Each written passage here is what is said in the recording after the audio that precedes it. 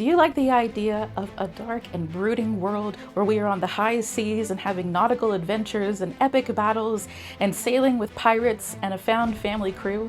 Then I have got the perfect series for you.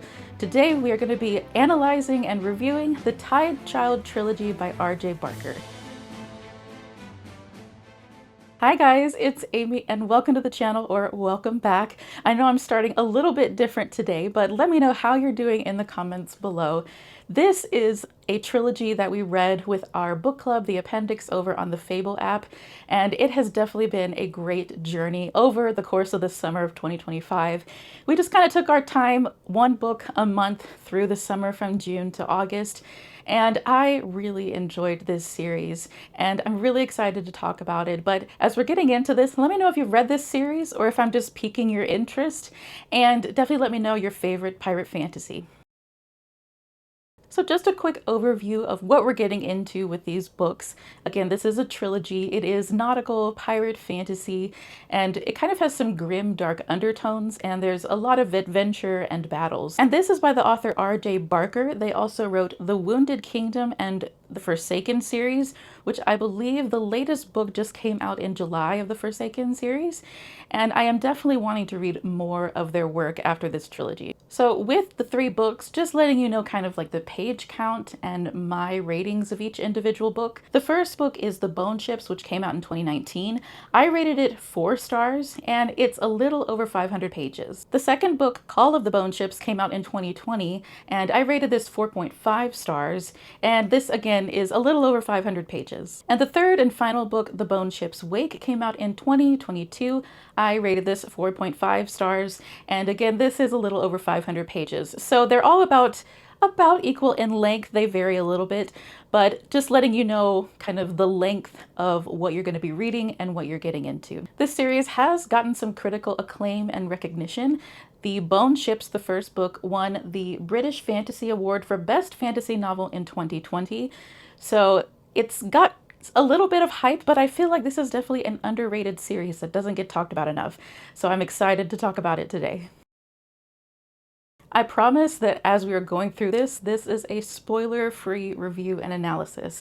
I'm giving you details that you would probably get off the back of the book or on Goodreads or any other just kind of basic synopsis of the book. I might give you a little more details as far as the magic, but I'm not going to give anything away as far as plot. So you're safe here. But let's get into just a little synopsis of what is going on in this story. So this is set in a dark and gritty world in a land called the 100 Isles. So just a bunch of different islands, and we have some really interesting politics that come with that.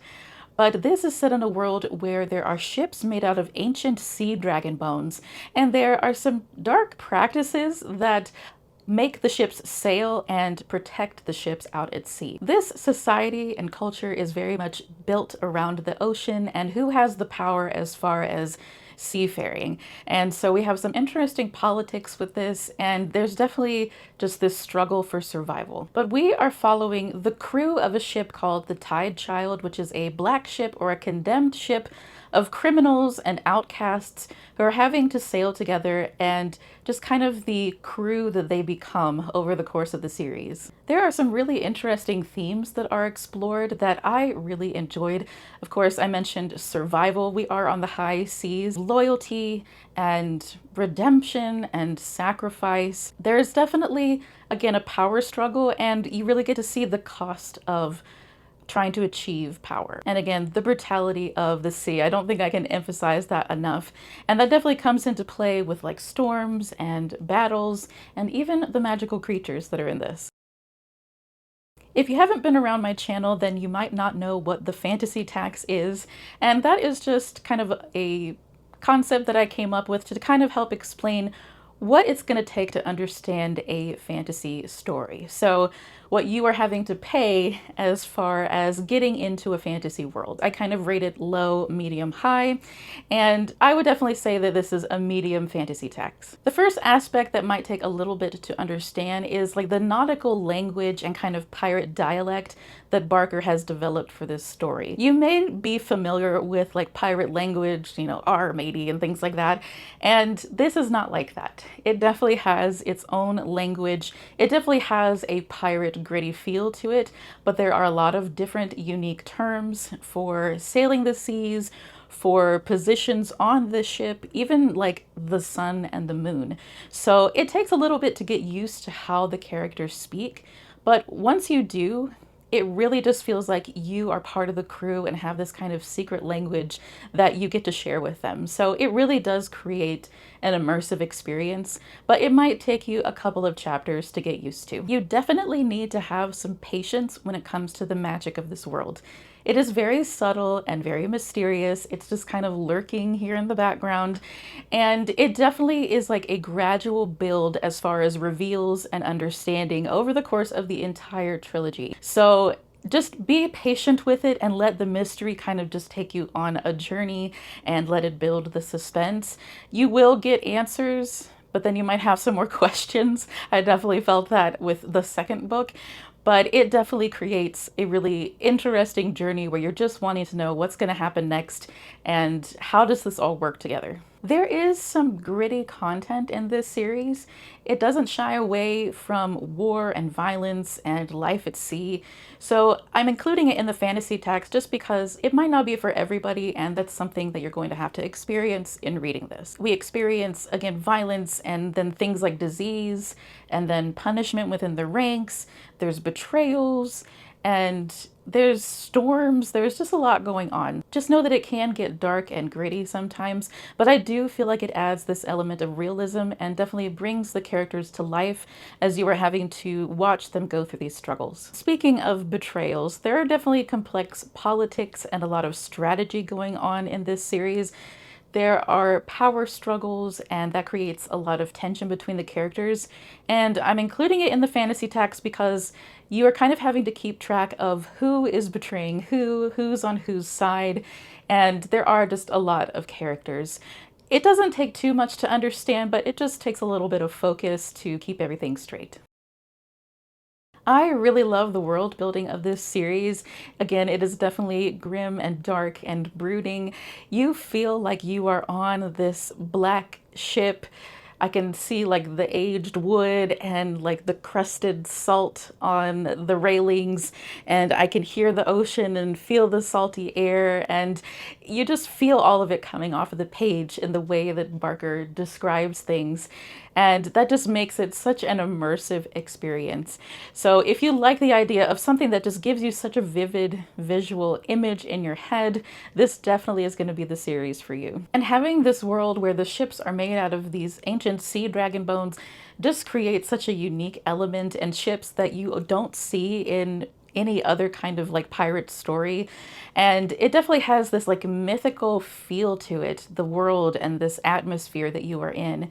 And definitely having where it is a very nautical based society. It's not just the pirates themselves, it's everybody in this world who has the power of the seas. So it really is built into the culture. So this is a queer normative world and a matriarchal society. So we have positions of power held by women, so like captains of ships or governors of islands, and we have queer relationships throughout the story. And it really just kind of turns like the typical classic pirate story on its head and really challenges like typical gender roles of maybe a patriarchal society. So I really enjoyed that aspect of it, and it's not like a huge element of the story, but it definitely brings a very unique element to the story. And I think it's really cool to see like the normatives of like a pirate story challenged. And again, the magic is subtle and mysterious. It is very like organic, and it just feels like the magical creatures and any iteration of the magic is just like a embodiment of like the power of the sea. You just feel like the sea is dictating everything, and the magic is just coming to life because of the sea and how the world responds to it. And it just grows as the story goes and becomes otherworldly and like mythical, and it is just so fascinating. It really kind of blew my mind, and it's really interesting because it is so subtle at the same time. But if you like the idea of like magic that maybe isn't too complex to understand, then I would definitely recommend this for you. It is still like mysterious, so that could maybe infuriate some people, but you just stick with it, you be patient and let it take you for a ride, and just know that it's not going to always give you all the answers. But I just love the organic feel of the magic. It just feels like it happens naturally and it's innate to anyone wielding the magic. There are some really great characters in this series, and our first main character is Joran Twiner. We kind of are following his perspective throughout the series. He definitely is our main character. We kind of have a secondary main character as well, but this is a young man who committed a crime and he is condemned to be on this black ship with other criminals, and we are just following his journey as he grows. When we first meet Joran, he is young and he is kind of a broken man who has experienced some traumatic things in his life, and he is made captain of the ship, but it is quickly taken away by our secondary character, who I'll get to in a minute. But you really get to see him grow into his own throughout the story, and it really is a really wonderful character arc. He is this dynamic character, and you just kind of want to root for him, see him succeed with the crew, and he really does feel like a part of the crew. He doesn't feel like necessarily a singular entity all the time. It's really about how he is connecting with the other characters in the story. Now, our secondary character, who kind of stole the captain's spot from Joran, is Mies Gilbrin, or better known as Lucky Mies. She is such a fierce and bold character, and she definitely has a complex backstory that really brings a lot of interest to the narrative. She is just this fierce captain who really brings the crew together. You wouldn't think that a crew of condemned criminals could come together, but you would be surprised at what's going to happen in this story. But if anyone can do it, it's Lucky Mies. And I really just love her as a character. I think she might be one of my favorite characters, if not my favorite. She really just inspires like loyalty and respect in the crew, but she does have a lot of complexities to her, and you get to see that more and more as the story goes on. And I really just love the human aspect and character study of our especially two main characters. It really surprised me just how like deep it went, and it really went to like the micro. You would think that maybe as you go on, like the story gets bigger and we're seeing more of like the macro, like the expanse of the world. You do feel that, but it doesn't shy away from coming down to the micro of the individual characters. It really is just beautiful, like the relationships that are developing in this story, and really how you see them, how they have grown and how people have bonded by the end. Of course, we have the crew of the Tide Child. This, again, is a mix of outcasts and criminals, and definitely an unlikely found family, but they really do come together and just have these really amazing bonds. And we do have side characters that bring a lot to the story as well, and it really is cool to see some of their character arcs and their growth. So it's not just our main characters who are experiencing that. And I really appreciated that. It really felt like these characters were well fleshed out, even if they were off to the side. And of course, I've mentioned that we have politics, so we definitely have some villains in this story.